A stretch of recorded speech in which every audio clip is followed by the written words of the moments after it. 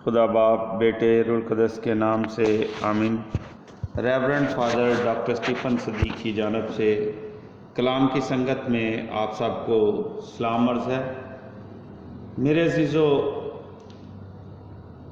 آئے ہم کلام کی سنگت میں خدا کے کلام کے جن دو حوالوں پر آج دھیان و گیان کریں گے وہ ہیں حزقیال 2 باب اس کی دوسری آیت سے 5ویں آیت، انجیل مقدس مرکز کے مطابق اس کا 6 باب پہلی آیت سے 6 آیت، اور کرنتھیوں کے نام پولس رسول کا دوسرا خط 12 باب 7ویں آیت سے 10ویں آیت۔ آج کے دن سال کے دوران 14واں عام اتوار ہے۔ آئے ہم انجیل مقدس کی تلاوت کرتے ہیں۔ انجیل مقدس باب مطابق مقدس مرکز اس کا 6 باب اس کی پہلی آیت سے 6 آیت تک، اے خداوند تیری تمجید ہو۔ پھر وہاں سے روانہ ہو کر وہ اپنے وطن میں آیا اور اس کے شاگرد اس کے پیچھے ہو لیے۔ جب سبت کا دن آیا تو وہ عبادت خانہ میں تعلیم دینے لگا، اور سننے والوں میں سے اکثر حیران ہو گئے اور کہنے لگے کہ اسے یہ سب کچھ کہاں سے ملا، اور یہ کیسی حکمت ہے جو اسے بخشی گئی، اور کیسے معجزے اس کے ہاتھ سے ظاہر ہوتے ہیں۔ کیا یہ وہ بڑائی نہیں ابن مریم اور یعقوب اور یوسف اور یہودا اور شمعون کا بھائی؟ اور کیا اس کی بہنیں ہمارے ہاں نہیں؟ اور انہیں اس کے سبب سے ٹھوکر لگی۔ اس پر یسوع نے ان سے کہا، نبی کہیں بے عزت نہیں ہوتا مگر اپنے وطن اور اپنے رشتہ داروں اور اپنے گھر میں۔ اور وہ کوئی معجزہ وہاں نہ دکھا سکا سوائے اس کے کہ تھوڑے سے بیماروں پر ہاتھ رکھ کر انہیں شفا بخشی۔ اور اس نے ان کی بے اعتقادی پر تعجب کیا، اور وہ ارد گرد کے گاؤں میں تعلیم دیتا پھرا۔ یہاں تک آج کی انجیل مقدس کے وسیلے سے ہم سب کی خطائیں معاف کی جائیں۔ اے مسیح تیری ستائش ہو۔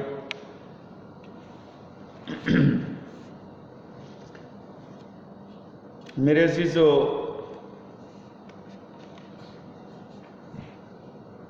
انجیل کا یہ حصہ اپنے ہی لوگوں سے یسوع کے رد کیے جانے پر نتیجے کو پہنچتا ہے۔ یہ اب تک پروان چڑھائے کچھ موضوعات کا خلاصہ پیش کرتا ہے، یعنی شاگردیت اور ایمان۔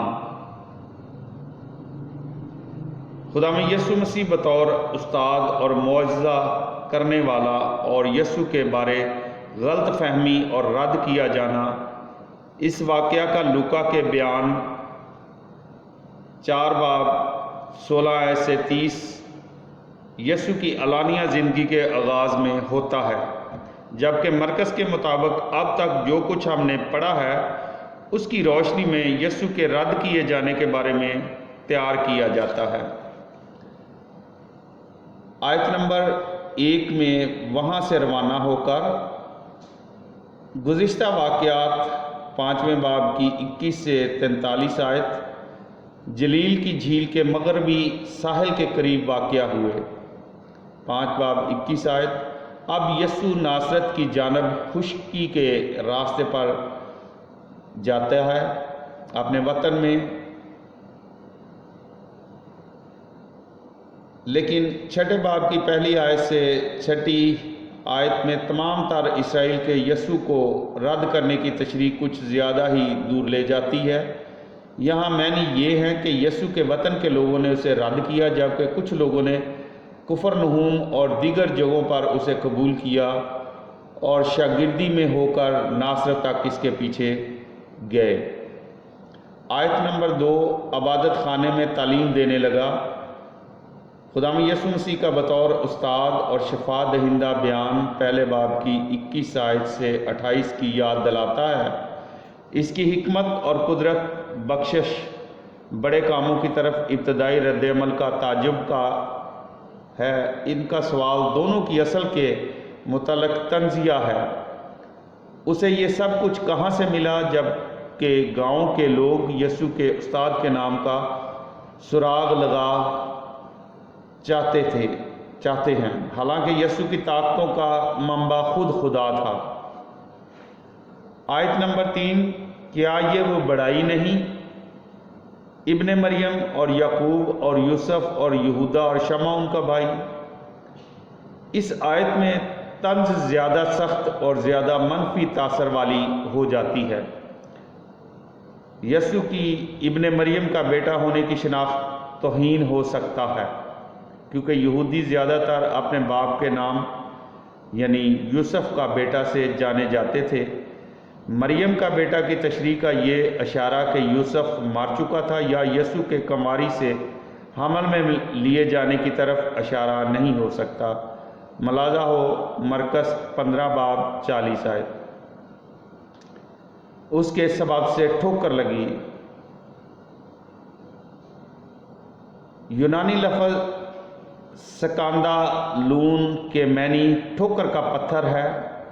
یسوع کے مثبت یا لا تعلق عمل نے منفی انداز کا روپ دھار لیا ہے۔ آیت نمبر 4، نبی کہیں بے عزت نہیں ہوتا مگر اپنے وطن میں۔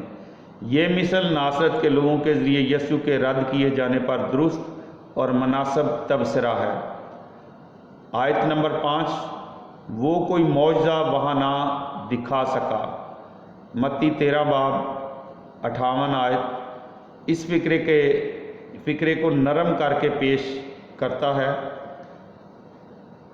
لوکا 4 باب 16 سے 30 اس کا مکمل طور پر ذکر نہیں کرتا۔ اس فکرے کا دوسرا حصہ سوا اس کے تھوڑے سے بیماروں پر ہاتھ رکھ کر انہیں شفا بخشی، پہلے حصے کو نرم کرتا اور عمل میں ترمیم کرتا ہے۔ مرکز کی توجہ زیادہ تر لوگوں کے ایمان کے فقدان کی طرف ہے، نہ کہ زمینی یسوع کیا کچھ کر سکتا ہے یا ایمان میں شفا کے نفسیاتی پہلوؤں پر۔ آیت نمبر 6، اس نے ان کی بے اعتقادی پر تعجب کیا۔ انجیل کا گزشتہ حصہ فریسیوں اور ہیرودیوں کی طرف سے یسوع کی مخالفت کے عمومی بیان سے ختم ہوتا ہے۔ عزیز مومنین، خدا بہت رحیم ہے اور وہ صبر کرنے والا ہے۔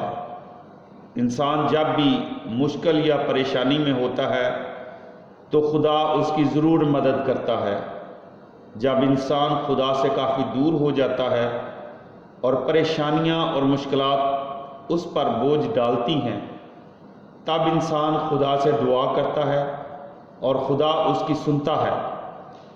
انسان جب خوشی میں ہوتا ہے تو خدا کو بھول جاتا ہے اور وہی خوشی اس کے بعد غم کی شکل اختیار کر لیتی ہے اور انسان خدا کے پاس جاتا ہے۔ اگر کسی شخص کو کسی نے برا بھلا کہا ہے تو وہ اس سے ناراض ہو جاتا ہے اور اس کو بلانا پسند نہیں کرتا، لیکن خداوند یسوع کو لوگ بہت ستاتے ہیں، لیکن پھر بھی خداوند ان کو معاف کرتے ہیں۔ آئیں آج ہم اس بات پر غور کریں کہ ہم کس طرح لوگوں کو تنگ کرتے ہیں اور ان کے لیے رکاوٹیں پیدا کرتے ہیں۔